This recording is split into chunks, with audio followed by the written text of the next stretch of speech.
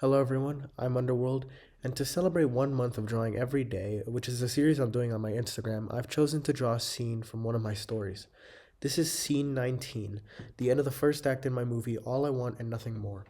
To guide you through the meaning and the impact of the scene, I'll share with you the build up, and if you guys like, go ahead through my link tree to my Google Drive folder and access the full script to follow along. All I Want and Nothing More is a movie that's really intense on character building, symbolism, and themes. What I'll share with you today is only a portion of what happens throughout the first arc, and only a portion of what happens throughout the entire movie. So I'd recommend reading it yourself to get the full experience. It's an amazing story, I promise.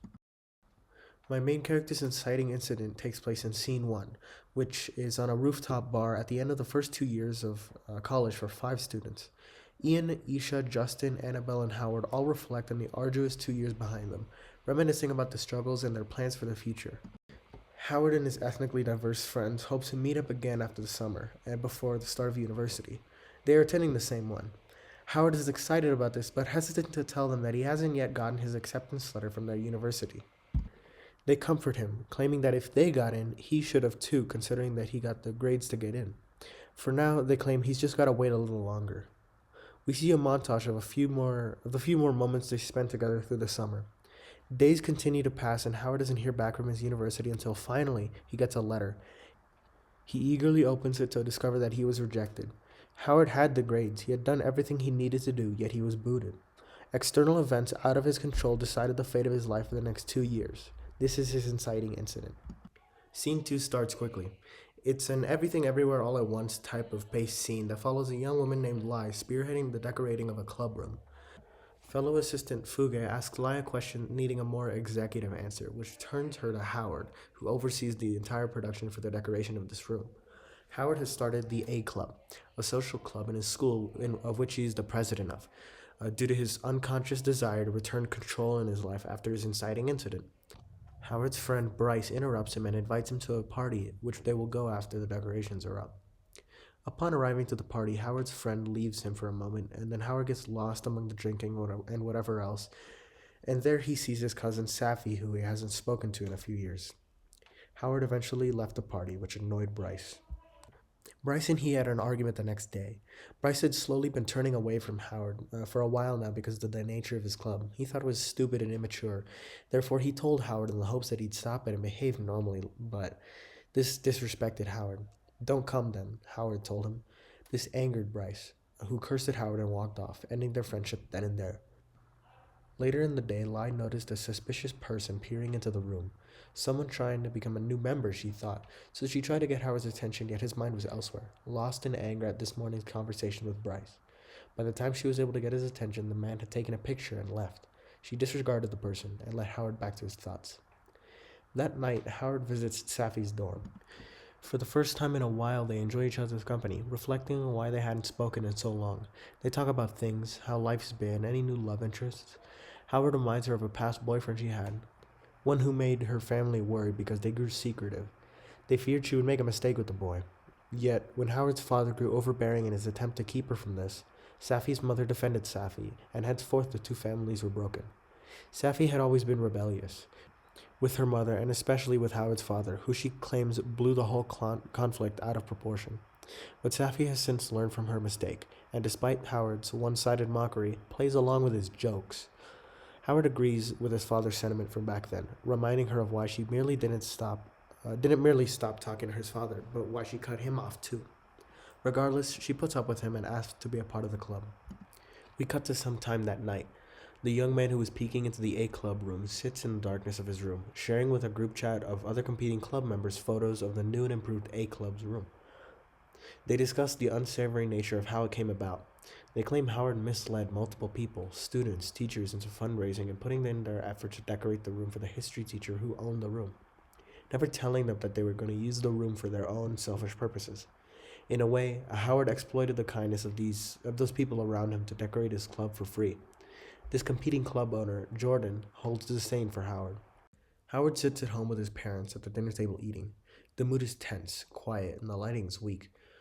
Howard raises his voice hesitantly to tell his family of the recent reunion with Safi. Quickly, his father's head perks up, and his mother grows sorrowful of her distant relationship with her sister, Safi's mother. Howard's mother does not say a word. Instead, her husband shares his opinion. He jokes that the school they go to just accepts everybody, implying that Safi isn't worthy of attending university. But his father continues, claiming you can't help a girl like Safi. He claims she burned a bridge, and they're not going to repair it. Howard nervously asks his father to stop. He's intimidated by his father. Howard may look down on Safi, but she's still his cousin. He doesn't despise her like his father does. Some day later, Lai notices nearby the club room that signs advertising a competing social club have been posted, and on it is Jordan's face. Lai recognizes Jordan as the man she saw peering into the club, so she tells the others. Howard and she conclude that they've been stealing his members, therefore he's declaring a sort of war between the two opposing factions. They're not particularly interested in starting a fight with this other club, so what should they do? That night, Howard and his father sit at the TV while Howard's mom cleans in the kitchen. A news story of a man who won the lottery being sued by his ex-wife who wants a larger alimony payment brings Howard's father to anger. In his anger, he teaches Howard a lesson that people in this world, or more bigoted as he claims it, F-slurs, will try to take what's yours. Howard is unsure of Jordan's intentions, but with his father's guidance, he chooses to place a bet that Jordan is his antagonist. Howard informs the others of this, and although the semester is going to end, they plan to push back hard at the beginning of the next semester when the club fair opens up. We follow a bit of a time skip. Upon the beginning of the fall semester, Howard walks into the room and he's finally approached by Jordan, who quickly shares his true colors. Howard begins to smile as Jordan tells him to stop stealing his members. His assumption was right. His father was right. He is righteous in what he's about to do. Jordan is his antagonist. The club fair rolls in. Hundreds of students, both attending and setting up, peruse the booths. Crowds form lines at the popular clubs. Safi stands outside as a high school bus arrives. A certain girl comes out, one who wears an orange dress. We'll get back to her later. Back in the club fair, Howard stands from a distance watching Jordan's reaction as his booth fails to attract as many people as his own. With the help of Lai, who is an artist, he was able to create an attractive logo. Additionally, Howard spent his own money to hire two attractive young women to stand at the booth instead of himself to give a more welcoming image. By the end of the night, his booth was a success and he was able to maintain control over the social club market. At the end of the event, Safi approaches Howard with the girl wearing the orange dress, a girl she introduces as her younger friend from high school, Elisa. We will cut away from their interaction. And finally, here we are, the end of the first act, scene 19. Later that night, Howard returns home and sits on his back patio with his father. As the sun sets, he excitedly tells him about the club, Jordan, and how he usurped him. His father asks how many new club members he got, to which Howard claims it must have been around 50. He tells his father how Jordan confronted him, yet he was prepared for it. His father is proud of him for telling him off on the spot. Howard feels good to be in his father's good graces, yet his father grows serious. He tells Howard how he used to worry for him. He claims Howard used to be quiet and weak like his mother. He got even more scared when he went off to college, but he knew that it was just a matter of time before he grew up and began acting a little more like himself. He claims Howard has a fire in him, the same fire he's got, and that's going to get him where he wants in life. This compliment is almost like an insult, rude towards his mother, and intimidates Howard very much, but truly in his father's eyes it's a compliment, and in Howard's now it's the same. A flower in the garden is bent by the wind and a petal flies off, symbolizing Howard being molded by his father's words. Howard thanks him as the sun falls past the backyard fence. The wind subsides along with his father's compliment, yet the flower remains missing a petal. Howard has been permanently impacted by his father's words.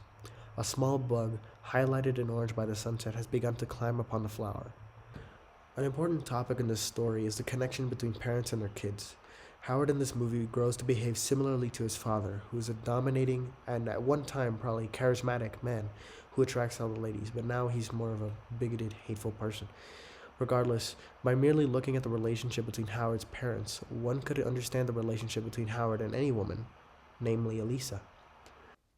The bug we see on the plant is symbolic of Elisa due to the orange color. It's a color that she frequently will continue to wear. Howard's mom is shown to be a very background person. She doesn't say anything. She doesn't give any input. She's almost subservient in every sense to Howard and his father. For whatever reason that might be, we don't know, because we don't learn too much about Howard's mother or father past this point in the movie. but you can simply glean from what you see later on with Howard how he behaves with subservient women, namely Elisa, who is younger than him, who would be subservient to him. You can sort of glean how they behave, what their dynamic is like. That's their characterization. That's where that comes from. All I Want and Nothing More is a movie that's really packed with character building and symbolism and themes. What I've told you here today is only a portion of what happens throughout the entire first arc. So I recommend reading it for yourself to get the full experience. Lai's character is hardly spoken about, but it's extremely important to the story. All I Want and Nothing More tackles themes of control, selfishness within relationships, topics like divorce, underage grooming, and a slew of other things. The topics that I talk about in the story, while dark, are things that do happen, and I make sure to portray it with much care because underage grooming is not a thing to joke about. Um, it's not just some bullshit I pulled out of my imagination, and I made sure to be very careful with it to be respectful to victims of that. So if you guys want to see a modern romance, not any of that Colleen Hoover bullshit, with visual storytelling, done through shot direction, with realistic themes and characters, then I implore you to support me on Instagram, on YouTube, so maybe I can one day see this thing become a reality. I understand it may seem daunting. 220 pages is ridiculously long, but I can imagine it in a 3 hour time frame because it's so packed and it's so fast paced, and every single scene is absolutely imperative. You cannot remove any scene in this book or in this movie script without ruining it or messing it up. This project took way too long to do, and unfortunately, because of this, I wasn't really able to spend as much time learning how to draw like I've been doing for the past while. Additionally, I would like to spend more time on each panel, but due to already being behind on this, I wasn't able to do so. So next month, I'll probably choose like one panel at a time, and I can encompass the general idea of the scene along with my description equally as good as the whole comic strip can, really. So I thank you guys for watching me draw the end of the first act of my movie. I'll see you guys, and follow me on Instagram.